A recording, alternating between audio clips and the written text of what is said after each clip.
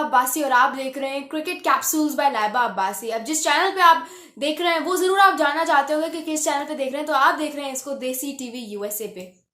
देसी TV USA एक ऐसा प्लेटफॉर्म है जो आपको ग्लोबली जो है, जो भी दुनिया में हो रहा है, जितनी भी ब्रेकिंग न्यूज हो रही है उसको आपको हर लैंग्वेज में प्रोवाइड करता है। एक ऐसा प्लेटफॉर्म जो आपको हर लैंग्वेज में हर तरह का कंटेंट प्रोवाइड कर रहा है, whether you talk about political content, social content या इंटरटेनमेंट कंटेंट, उसके लिए, और वो भी आप लोगों के अपनी कन्वीनियंस के मुताबिक। So you surely don't want to miss out on each episode of its show और program on air by this particular channel. तो उसके लिए ज़रूरी क्या है?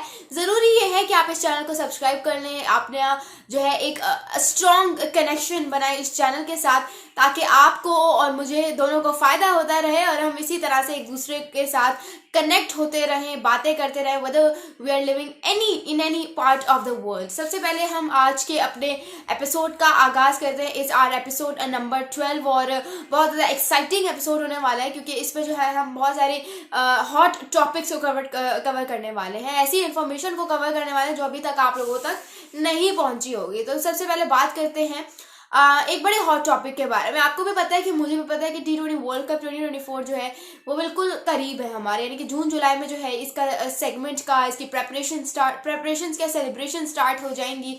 और ये जो टूर्नामेंट है बड़ा एक्साइटिंग सा टूर्नामेंट होता है, स्पेशली जो T20 टूर्नामेंट्स होते हैं। तो एक मतलब वर्ल्ड कप की अपनी फील होती है, और वो भी ऐसा वर्ल्ड कप जो कि अमेरिका में होने वाला है।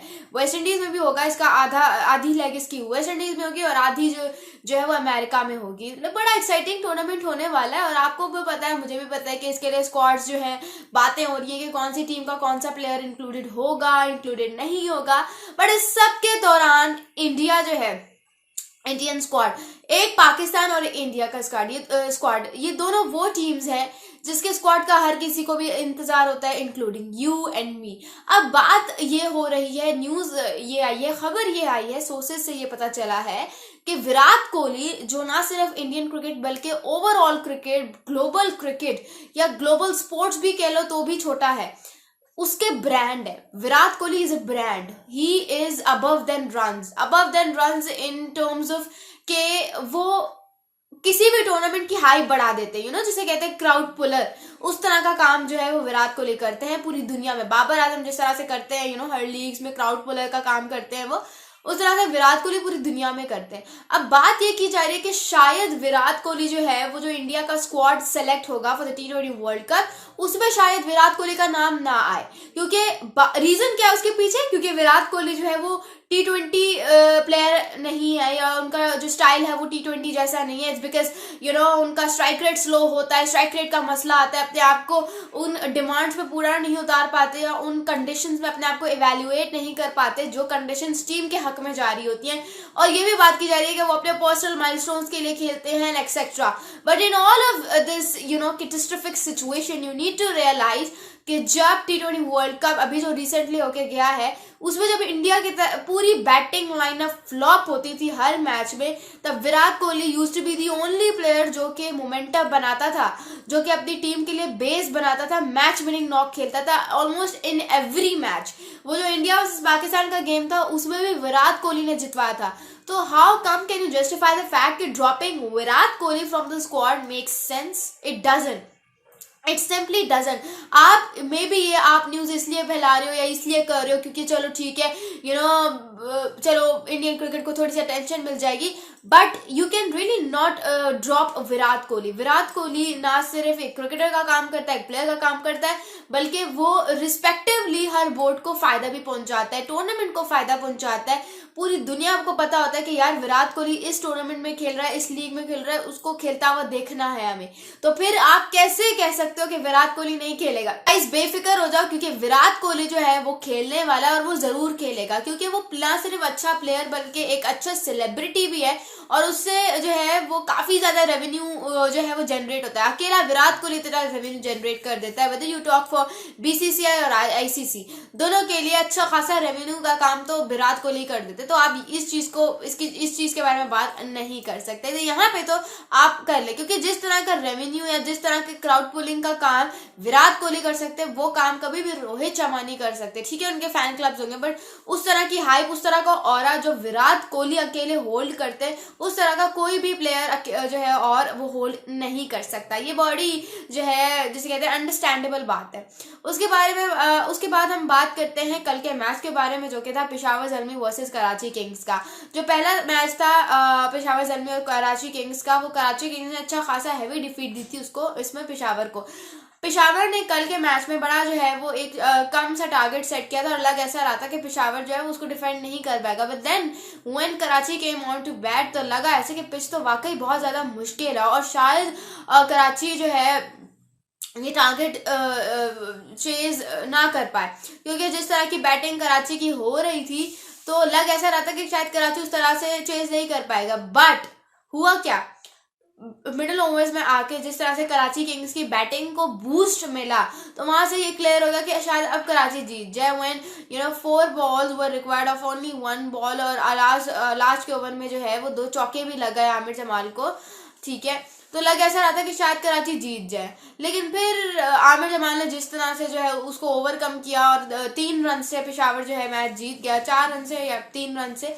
तो वो चीज बड़ी एक्साइटिंग है और वो आपको जो है वो शो करती है कि okay they have really got something into them. और लेकिन मुझे एक समझ नहीं आती बात, आमिर जमाल को एटीट्यूड मेरा नहीं ख्याल के सूट कर रहा है, क्योंकि अगर आप लास्ट बॉल पे 4 रन से आपने जो है उसको डिफेंड कर लिया, लेकिन वो भी आपका जो है इतना कोई हुआ नहीं कि उसमें आपका कोई कमाल था नहीं। I don't think so, maybe the batter was not able to understand, या थोड़ा सा कंफ्यूज होगा, तब आपका एटीट्यूड बनता है इस तरह का, जिस तरह का वो एटीट्यूड दिखा रहे थे एक जगह पे जाके भाग के।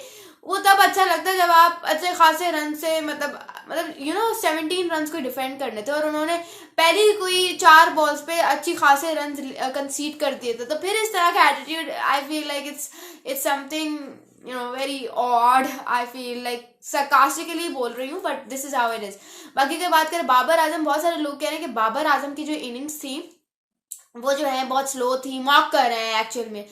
अगर बाबर आजम की इनिंग्स स्लो थी तो मुझे बताया कि अगर बाबर आजम भी उसी तरह से तेज तेज खेल के अपनी विकेट गिफ्ट करके चले जाते तो ये जो 147 का टारगेट था, ये 147 के बजाय कोई 90 पे पहुंचा हुआ होता।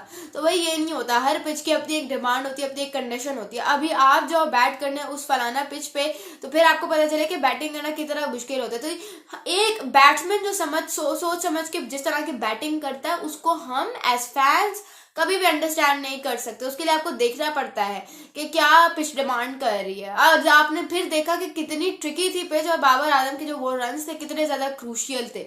तो यहाँ से आप अंदाजा लगा लो कि Babar Azam is not only a good captain but one of the greatest batters Pakistan has ever produced. उसके बाद वो जो उन्होंने जाहिद महमूद को कवर के ऊपर से जो छक्का मारा था, वो उनका छक्का नहीं मारना था, वो सिंगल के लिए जो है उसको क्लिक कर रहे थे, बट वो छक्का हो गया इतनी आसानी से। जो जिस तरह से वो छक्का हुआ, दैट इज एब्सोल्युटली अनबिलीवेबल। और ये सिर्फ बाबर आजम जैसा ही बड़ा प्लेयर, क्लासिक प्लेयर कर सकता है। सो जितनी भी तारीफ, जितनी भी तालियां की जाए वो कम ही होंगी। Babar Azam is a great, या मतलब ही इज माई फेवरेट। आपको क्या लगता है, do tell me in the comments. मतलब मुझे जरूर कमेंट्स में बताया करें, क्योंकि कमेंट्स जो है वो बड़ा वाइटल रोल प्ले करते हैं आपको और मुझे कनेक्ट करने में। और कनेक्शन जो है ना, ये बड़ा जरूरी होता है, क्योंकि अगर कनेक्शन ना हो बनाने और देखने वाले के दरमियान, तो फिर वीडियो उस तरह से काम नहीं करती। और अगर आप चाहते हैं कि वीडियो उस तरह से काम करे, मैं जो आप लोगों को लिए बनाती हूँ रोज, वो अगर आप कैश करना चाहते हो तो उसके लिए जरूरी है कि अभी आप भी अपने ओपिनियंस कमेंट्स में रखा करो, अपने पॉइंट ऑफ व्यूज कमेंट्स में रखा करो और शेयर किया करो कि आप लोग एक्चुअल में क्या सोचते हो। ठीक है, उसके बाद बात करते हैं एक बड़ी न्यूज़ के बारे में कि वो ये है कि Shaheen Shah Afridi likely to be sacked from the T20 captaincy. और ये बात इसलिए की जा रही है क्योंकि अभी तक चेयरमैन पीसीबी, जो न्यू चेयरमैन पीसीबी है मोहसिन नकवी, उन्होंने कोई प्रॉपर अनाउंसमेंट नहीं की, कोई ऑफिशियल अनाउंसमेंट नहीं की कि शाहीन शाह अफरीदी जो है वो T20 के कैप्टन है फॉर पाकिस्तान। अब बात ये क्यों की जा रही है कि शाहीन शाह अफरीदी को कैप्टनसी से सैक कर दो? इस बिकॉज जिस तरह से हम न्यूजीलैंड से सीरीज हारे, इस बिकॉज जिस तरह से PSL में उनकी कप्तानी रही है, फिर उनकी एक तो हार रहे हैं, ऊपर से जिस तरह की वो बोल्ड स्टेटमेंट्स दे रहे हैं, he is not even able to sort of acknowledge his mistakes, के अपनी मिस्टेक्स को एक्सेप्ट करें और उस पे काम करने की बात करें। नहीं, वो अपनी मिस्टेक्स को एक्सेप्ट भी नहीं करते और एक ही गलती को बार बार दोहराते हैं, ठीक है, मतलब ego issue something like that. तो इसीलिए पीसीबी ने ये सारे पॉइंट्स को मद्देनजर रखते हुए, मेरे ख्याल से अपना अगर मैं ओपिनियन दूं तो मेरे ख्याल से मुझे ये लगता है कि may be PCB wants a captain जो कि टीम की रिक्वायरमेंट को, टीम की डिमांड्स को अंडरस्टैंड करे और उस हिसाब से अपने आप को अडेप्ट करे। अगर एक ऐसा कैप्टन है जिसके अंदर इतने ईगो इश्यूज हैं, वो बहुत बोल्ड है और वो हर चीज़ अपनी मर्जी से करना चाहता है, तो फिर कभी भी टीम जीत नहीं सकती। फिर यही होगा कि इंडिविजुअल फैसले होंगे और उसी पर टीम चलती रहेगी और फिर बेड़ा गर्क होता रहेगा। तो इसीलिए व्हाट आई थिंक सो इस के शाहीन शाह अफरीदी को इन्हीं अपनी एटीट्यूड इश्यूज की वजह से जो है वो बाहर निकालने के सोचा जा रहा है। बिकॉज वही बात हो गई ना कि जिस तरह से हर कोई आपको कैमरा पे ऑन कैमरा दिखाई देता है, वो शायद उस तरह का ना हो, शायद का ऑफ कोर्स उस तरह का नहीं होता। But Babar Azam as captain अगर बात करें, he was very cool and calm, he used to accept his mistakes, he used to then वो उन मिस्टेक्स को बार बार रिपीटेडली दोहराते नहीं थे। There was a big difference. अब मैं कंपैरिजन नहीं करना चाह रही, बट इट्स जस्ट कि बाबर आजम के लिए जो सबसे ज्यादा डिजर्विंग कैंडिडेट था for the captaincy material, so it always has to be Mohammad Rizwan. Because Mohammad Rizwan ने जो किया है टीम के लिए और जिस तरह से अभी भी वो कर रहे हैं मुल्तान सुल्तान के लिए, एक मतलब जिसे कहते हैं फारिग बॉलर को वो एक स्टार बॉलर में अगर आपने कन्वर्ट करना है, मोहम्मद रिजवान के पास जाओ, तो ये इम्पैक्ट कैप्टन का बहुत होता है। इसीलिए कैप्टन आपको कहते हैं सोच समझ के रखना चाहिए। पहले भी यही बात हो रही थी कि मोहम्मद रिजवान को जो है वो एज ए कैप्टन अपॉइंट करना चाहिए, लेकिन फिर उनको नहीं किया गया। बात की गई कि भाई नहीं, वो उस तरह का नहीं है, उस तरह से अडेप्ट नहीं कर पाएगा, उस तरह से इवेल्युएट नहीं कर पाएगा टीम की कंडीशंस और रिक्वायरमेंट्स को, इसलिए उसको ना रखो। तो ये बड़ी बात हो रही थी, बट फाइनली जो है उसको फुल स्टॉप इस तरह से लगाया गया कि शाहीन शाह अफरीदी को कैप्टन बना दिया। अब क्या शाहीन शाह अफरीदी को कैप्टनसी से हटा दिया जाएगा, ये तो आपको PSL के बाद ही पता चलेगा, शायद बीच में भी पता चल सकता है, यू नेवर नो। उसके बारे में अगर बात करें, उसके बाद अगर बात करें तो बात ये हो रही है कि शाहीन शाह अफरीदी और नसीम शाह के बारे में कि कौन बेस्ट है। आपने देखा होगा कि आमिर जमाल ने रिसेंटली एक स्टेटमेंट दी जिसमें उन्होंने कहा है कि शाहीन शाह अफरीदी जो है he is like much better than Naseem Shah. उसकी लाइन लेंथ ज़्यादा अच्छी है as compare to Naseem Shah. I feel like Aamir Jamal is quite famous for controversial statements और टीम में जगह बनाने के लिए वो जो कहते हैं ना, अच्छा टैक्टिक है ये। एक टाइम में जिस तरह से हसन ने कहा था बॉब्जी द किंग कर लेगा, उसी तरह से अब आमिर जमाल भी वही टैक्टिक अपनाते हुए अपनी टीम में जगह पक्की करें। तो लेट मी टेल यू कि पहली बात तो ये कि आपको कंपैरिजन करना नहीं चाहिए शाहीन और नसीम का, स्पेशली वो दो प्लेयर्स जो एक ही टीम से खेलते हैं, आपको उनका कंपैरिजन करना बनता ही नहीं है, ठीक है। दूसरी बात ये है कि वो सीनियर है, वो जूनियर है। तीसरी बात ये कि अभी तक अगर आप मेरा पॉइंट ऑफ व्यू अगर पूछे तो मुझे ये लगता है कि शाहीन और नसीम में नसीम ज़्यादा अच्छा है, उसके पास वैरायटी ज़्यादा अच्छी है, उसकी वो जान बहुत लगाता है, ठीक है, वो हार्ड वर्किंग बहुत है, और उसके अलावा वो जो है क्या कहते हैं, वो कंप्लीट बॉलर है। जैसा वो शुरू के ओवर्स में होगा वैसे ही वो मिडिल में होगा, और जैसे मिडिल में होगा वैसे ही वो डेथ में होगा, बल्कि डेथ में he becomes even more what you say dangerous and attacking and sort of threatening. तो ये चीज़ें शाहीन में नहीं है। शाहीन की जो आता है उनको उसी पे काम करते रहते कुछ नया सीखने का अपने आप काबिल उन्होंने छोड़ा नहीं है। अब जैसे नसीम का एग्जाम्पल ले लो, नसीम का इन स्विंग और आउट स्विंग दोनों बहुत ज़्यादा थ्रेटनिंग है, बहुत ज़्यादा ट्रबल करने वाले, डॉज करने वाले बैट्समैन को।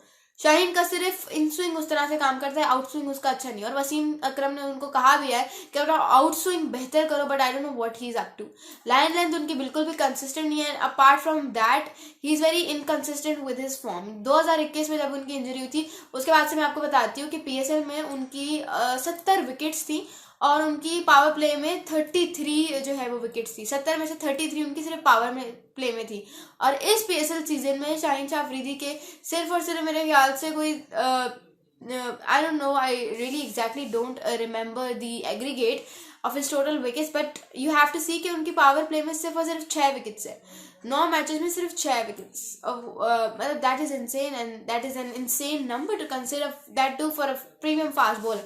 तो मुझे ये लगता है कि शाहीन और नसीम में ज़मीन आसमान का फ़र्क है, but if you really compare them, मैं कंपेयर करना नहीं चाहूँगी, बट अगर आप कंपेयर करो तो not just me, even Wasim Akram, Waqar Younis, everybody says कि नसीम शाहीन से ज़्यादा बेटर है, क्योंकि वो कंप्लीट है, उसके पास वैरायटी बहुत है और वो बंदा हार्ड वर्किंग बहुत है, जिस तो तीनों फॉर्मेट्स में जोर लगाएगा। और इंजरी के बाद भी अगर वो इस तरह की फॉर्म देता है तो कुडूस टू हिम। तो comparison really doesn't seems to be much fitted over है। उसके बाद अगर अब बात करो तो एक और फैक्टर है। अब वो फैक्टर क्या है उसके बारे में बात कर लेते हैं कि मिडिल ऑर्डर बैट्समैन, हमारे पास बात ये हो रही है कि हमारे पास एक प्रॉपर मिडिल ऑर्डर बैट्समैन नहीं है। लाइक एक इफ्तिखार ये ले दे के जो कि बहुत इनकंसिस्टेंट है अपनी फॉर्म के साथ। आजम खान बिल्कुल फ्लॉप गए, और बाकियों के बारे में बात करो, PSL में अच्छा जा रहे हैं अभी तक, बट उस तरह से फ्लॉप ही जाते हैं जब उनको एक इंटरनेशनल मैच में मौका मिलता है। तो अब बात ये हो रही है कि किसको लाया जाए। मैं आपको बताती हूँ, Irfanullah Niazi is an emerging player from Karachi Kings, and this guy has been phenomenal with his power hitting, with his batting, with his fielding, everything he does.